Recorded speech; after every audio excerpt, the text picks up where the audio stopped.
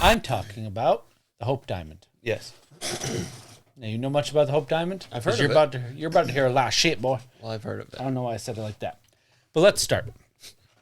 On Saturday, November 8th, 1958, James Todd picked up a package from the New York City Post Office and delivered it to the Smithsonian National History Museum in Washington, D.C. Yep.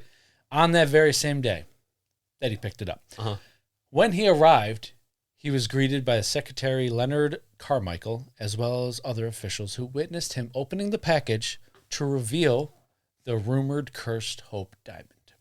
Although James Todd didn't believe in the curse, he did suffer just a couple of misfortunes over the course of the next year after handling the diamond. Mm-hmm. Let's go over them. His wife died shortly after of a heart attack. That sucks. His dog died after being strangled on his leash. Jesus. He then got into a car accident and crushed both his legs. Ah. After fully recovering from the first car accident, he got into another car accident, which caused him a head injury. Fuck. Then, and finally, his house burned down in a fire. Jesus. That was just in a year span, by the way. That wasn't Holy like shit, 1 year? 1 year. All that happened Fuck. after handling it. Poor guy. A Washington Post reporter asked if he attributed his misfortunes to having delivered the Hope Diamond and its curse. James Todd's response was, I got rid of James because I keep wanting to say Jason Todd. Oh, yeah. I've heard of him. James Todd's response was, I don't believe in any of that stuff. Perhaps I'm actually having good luck. Thank God all 4 children were outside instead of in those rooms. Todd added a thought.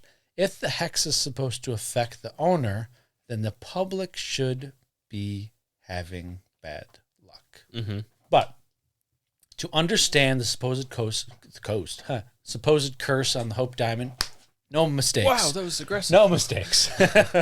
No mistake. No mistakes. Not namaste. No mistake. It's the exact opposite of namaste. To understand the supposed curse on the Hope Diamond, we must travel back to learn its history. A history that has foretold bad luck and death to not only its owners, but to those who have touched it as well.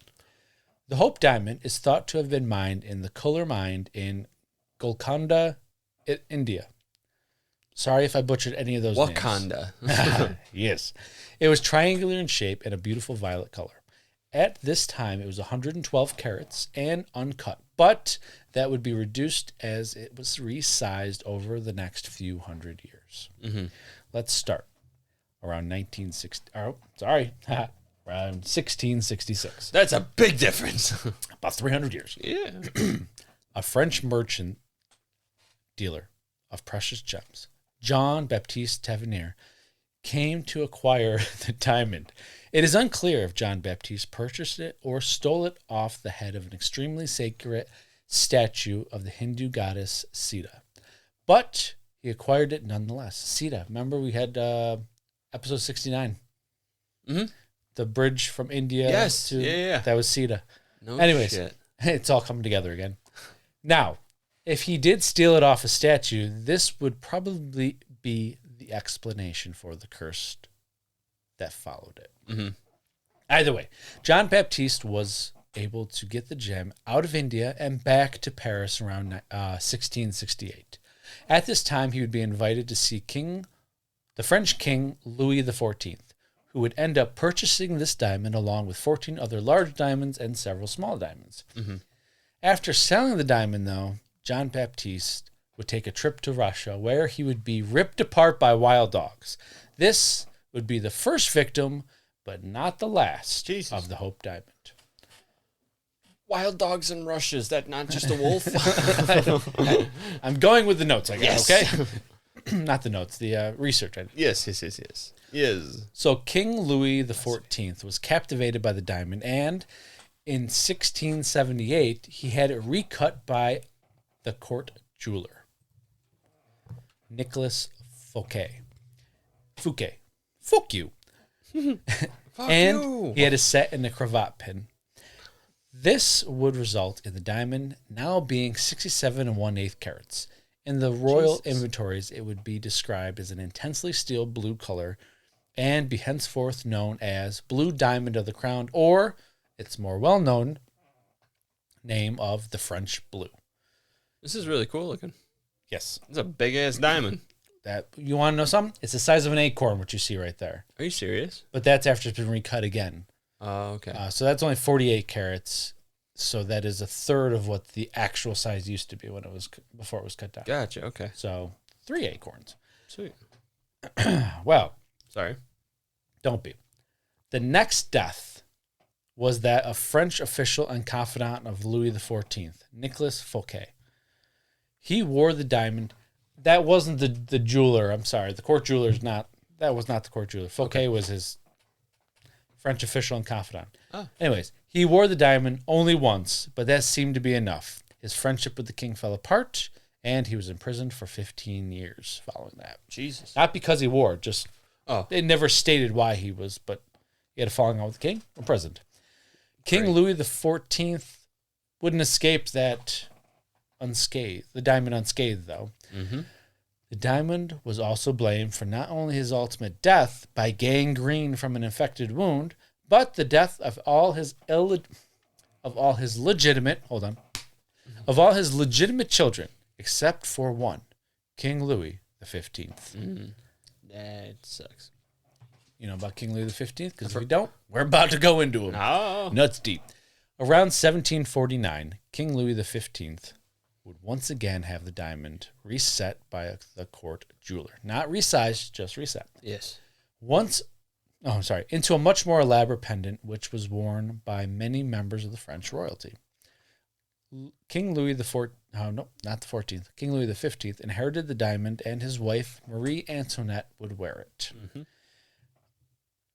This was around the time of the French Revolution, by the way, and not by, it was during. It wasn't around the time. This was during the French Revolution. So Prince de la Belle, Marie Antoinette's friend and superintendent of her household, Princess de la Belle, I think I said prince, I'm sorry, right. also couldn't escape the curse. Mm-hmm. During the French Revolution, she was tried and found guilty by their tribunal of her knowledge of a treasonous plot emanating from the royal court, and then refused to take an oath proclaiming her hatred of the king, the queen, and the monarchy. Mm-hmm. She was then led out to the courtyard, where a mob awaited her. Mm-hmm. She was tortured for hours. She was stripped, raped, stabbed, torn apart, and kept conscious to make her death more agonizing. She would be decapitated, and her head would be put on a pike and paraded along with her body through the streets to where Marie Antoinette was being held during the French Revolution. She would then be displayed in front of Marie Antoinette as a warning of what was to come. That is fucked. Yeah. They went into more detail Holy about... Jesus. They, really went into detail with how she was... Yeah. Let's just, ripped off. Her breasts were ripped off, and Shit. Yeah, it was. Good God. It was psychotic. Those people are fucking lunatics. Animals. So Louis XV and Marie Antoinette would both lose their head to the guillotine in 1793. Now they don't own the diamond anymore, but a year prior, in 1792, during the French Revolution, in a stroke of genius, when the common folk were revolting over their starvation, or over being starved and poor. Just let them eat cake. Right? Just let them eat cake. The members of the royal court decided to display the crown jewels to show how rich the crown was, I guess. Fucking. This went Crazy. as expected, and the French blue diamond would be stolen. So good.